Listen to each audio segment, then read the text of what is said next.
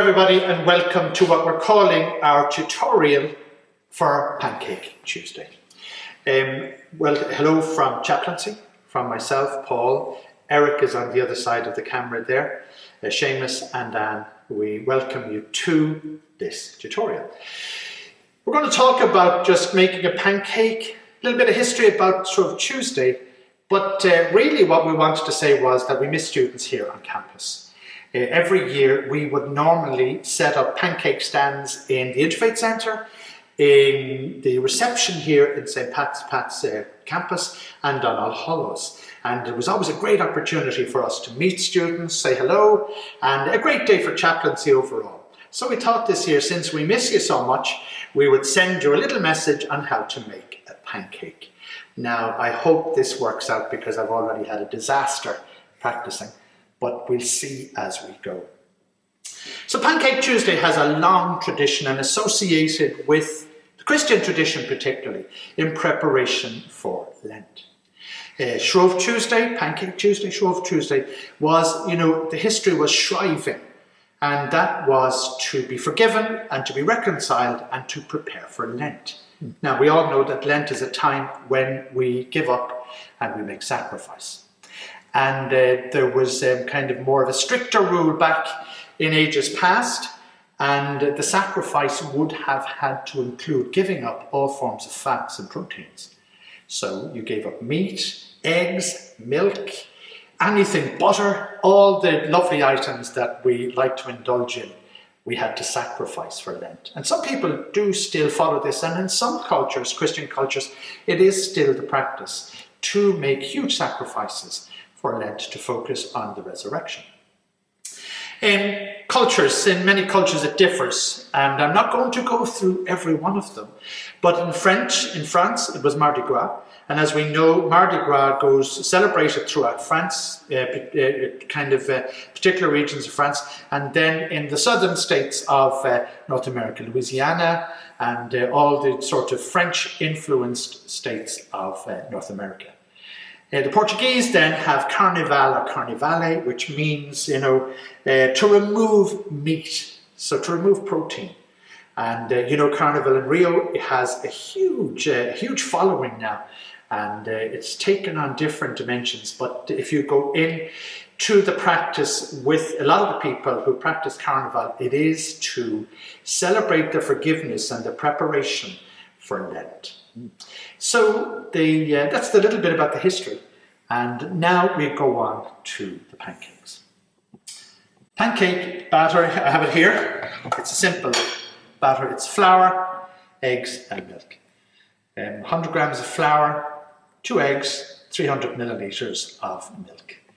And leave it stand. And the reason why we leave it stand is to relax the glutens and to encourage I think it's the wheat grain within the mix. So you relax it for a while. So this has been relaxing for ages.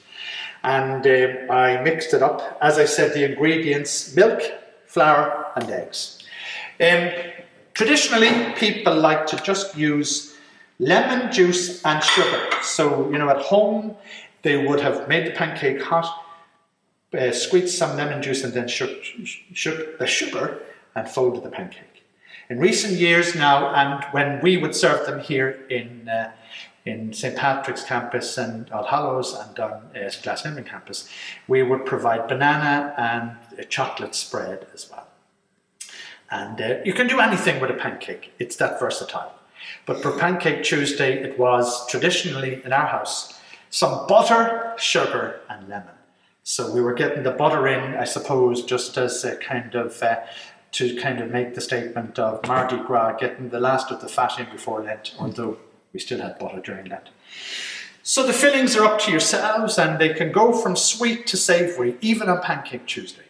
A pancake is very versatile, and it's a very great way of using up bits and pieces, but it is almost like a pasta in that respect. So I have the pan on here very hot. We're going to start with the first pancake.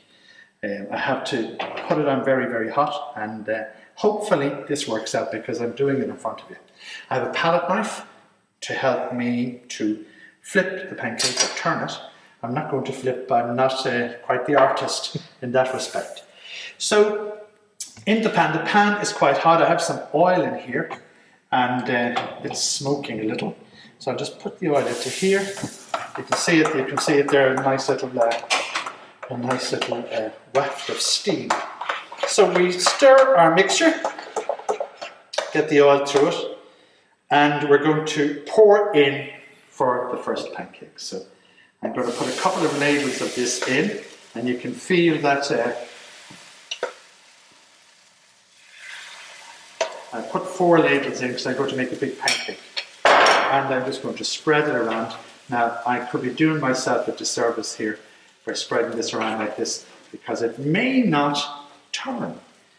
But it's to say that if you have a disaster, don't throw it out. Cook it all the way and put it onto the plate and eat it with your sugar and lemon anyway. So you leave the pancake in the pan until bubbles form, not only around the pancake, but in the center.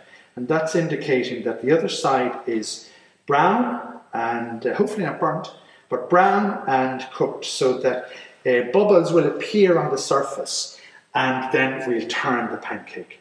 So I'm crossing my fingers here because I only want to make one pancake. But if we have to make another, we will. And if we do have a bit of a disaster, well then we'll have something in common, I hope. So I'm waiting for the bubbles to appear in the top of this pancake here. And that's indicative that we can turn it. And as I've said, the pan was hot, there was some oil, I had some butter there as well. And we just be patient. Normally, if we weren't filming this, I would have that turned and disaster would have struck. But I'm going to be patient now, and Eric is encouraging me here to be so behind the camera there. Obviously looking forward to a pancake. It's a lovely tradition. It goes back a long, long time. In some parts of Ireland, because there were no weddings in Lent, people used Shrove Tuesday to have their weddings, and they had the feast then. So in southern counties, I was just reading up, the history of Pancake Tuesday in Ireland. And so weddings were associated with Shrove Tuesday or Pancake Tuesday, and because of the Lent weddings. So I'm going to run the knife around and just hope that I'd love to be able to toss this, but that isn't going to happen. I'm just going to put this now. I'm all ready. Come on. Okay. We have movement here. No, we don't. No. Okay. So we have to make one more pancake. We have to make another pancake. I'm going to put this onto a plate. And people say, oh, the first one is always disastrous. Well, the next time I'm going to make it smaller in the pan. But I'm not going to add any more oil. I'm just going to put it back on the heat. Let it heat up again. And we'll go with 2 scoops this time, just. Okay. And we leave it in until the bubbles form again, and we'll see how we turn this time. But listen, people always console me by saying the first part pancake is always a bit of a disaster. Over the years I've made pancakes with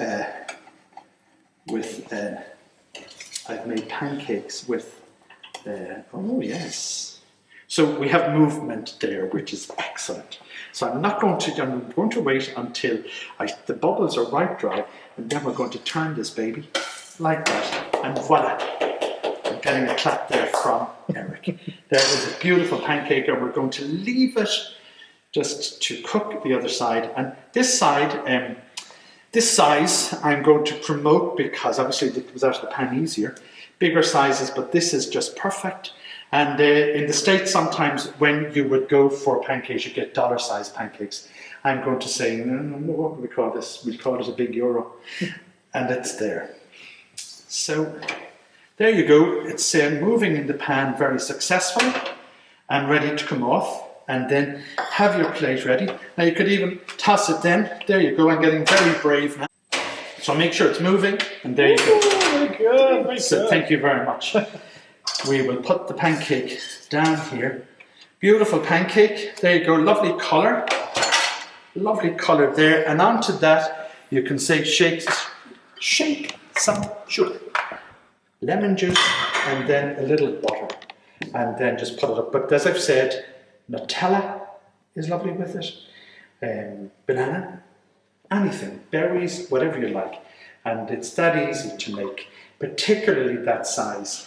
You will agree. And just to look at the other side there, it's not too bad there at all. Yeah. And so there you go. Hope you enjoy making your pancakes for Shrove Tuesday, Shriving Tuesday.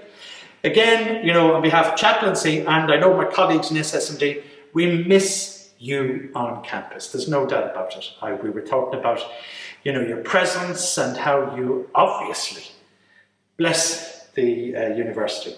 So look after yourselves, make pancakes, and have a happy and holy Shrove Tuesday, and bless you then for whatever sacrifices you make during Lent. Goodbye now from chaplaincy, and thank you. We'll give it a go, will we? Yeah. So Eric is going to eat the pancake now. I'm just filming him eating the pancake. He's putting some lemon and some sugar. He's been sparing with the sugar. No, he's putting more on there. And we're just going to prove that they are edible, and that I'm hoping he'll find it scrumptious now. Let's see. Well, there's a lot of sugar there now. Oh, that's a good pancake. There you go. Thanks, Just like my Eric. mother made. There you go. Listen, it's long before everybody, and thanks again for joining us. Bye-bye.